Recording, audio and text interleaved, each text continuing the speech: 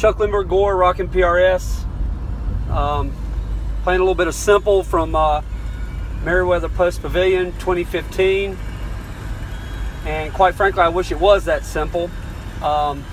Headed down to Maiden here to go jam out with some friends, and quite frankly, I'm just not really in the mood to. Heart's really isn't in it. I'm supposed to play some music. 4:30 this morning, I woke up to some really bad news, as you all of you did, and that is that Chris Cornell had passed away. And then, of course, as the day went on, we found out that, apparently it was a suicide. And it's pretty much taken the wind out of my sails.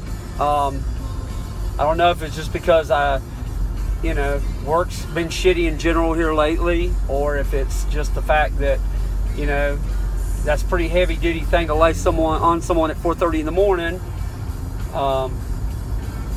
Maybe it was because of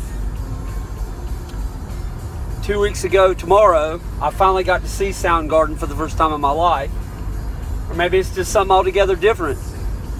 Maybe it's the fact that I remember when this band came out. I was a little bit older when they came out than a lot of the other audience, And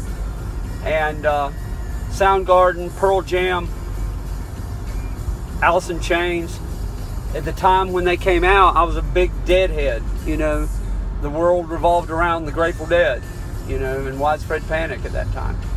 And, who had just came out. And they woke me out of that, and there was something else exciting going on, and I just really fell in love with the bands over the years. And like with many of the bands there were some people that we I won't say expected, maybe we did, or at least weren't surprised when they passed early. Obviously Kurt Cobain, Shannon Hoon, Bradley Nowell, Lane Staley. Hell, everybody here, let's face it, we were shocked that Scott Weiland lasted into his late 40s, died in 2015. Everyone was shocked about that one. We didn't see that one coming.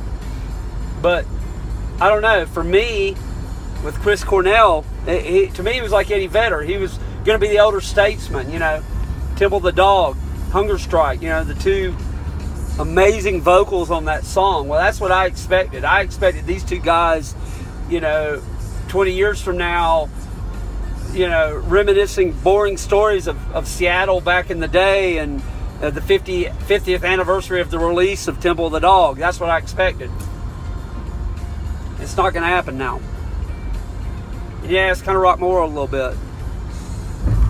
Not trying to be overly dramatic, but it is. There's no denying. This band was part of my life, sometimes in a more sublime way, but it just always was.